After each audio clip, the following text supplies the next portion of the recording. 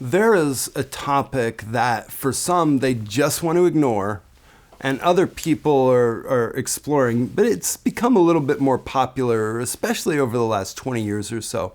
It's this phrase, the dark night of the soul. The dark night of the soul. Now, this is a phrase that was coined, as far as we know, by St. John of the Cross back in the 1500s when he wrote a book by the name of Dark Night of the Soul.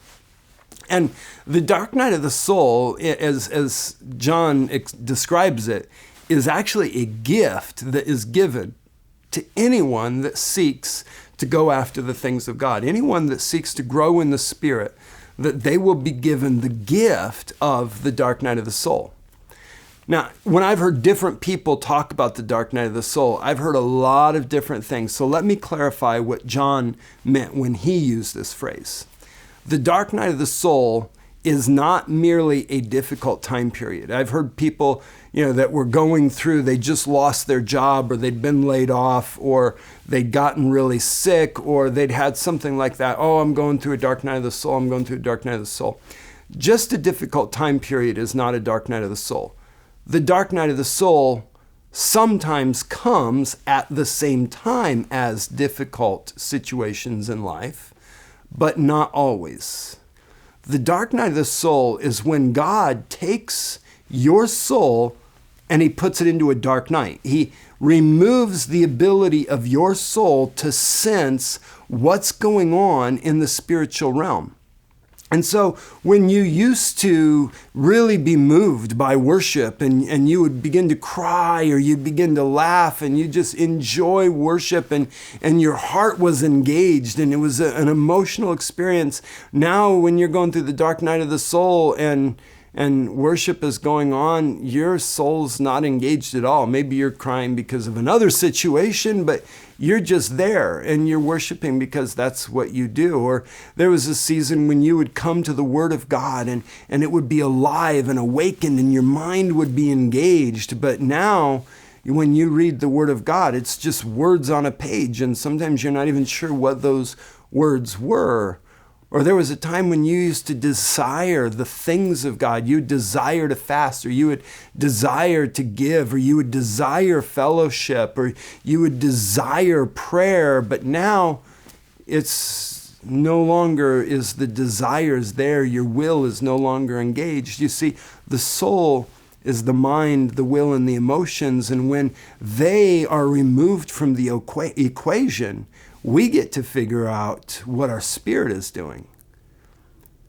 Because too many of us have begun to equate our spirituality by what happens in our soul. We think we were in a good worship service because our soul was moved, because we were emotional, or we think that it was a good teaching because our minds were intrigued and we learned something new, or we think that we had a great encounter with God, or we're doing really well spiritually because we're desiring the things of God.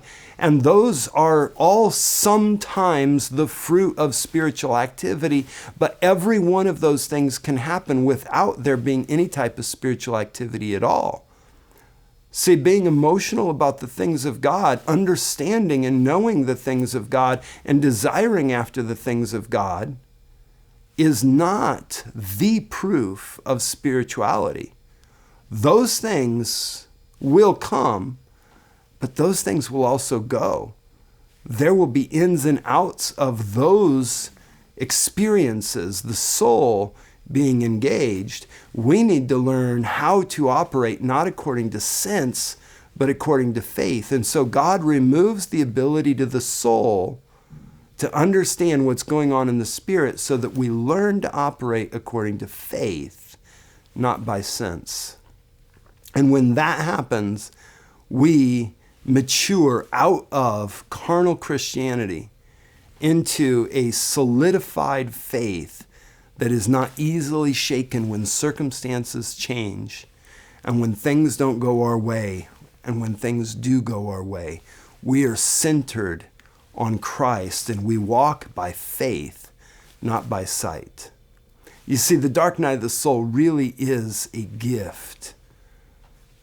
And one of the things that I've learned, and one of the things that John pointed out in his book is that you can tell the level of the strength of your soul by how much your soul complains when you go through the dark night of the soul. The depth of the pain tells you how much of a hold your soul had that it is complaining about losing, which gives us an opportunity to surrender again and surrender afresh and keep our faith in Him, not in our experience of Him.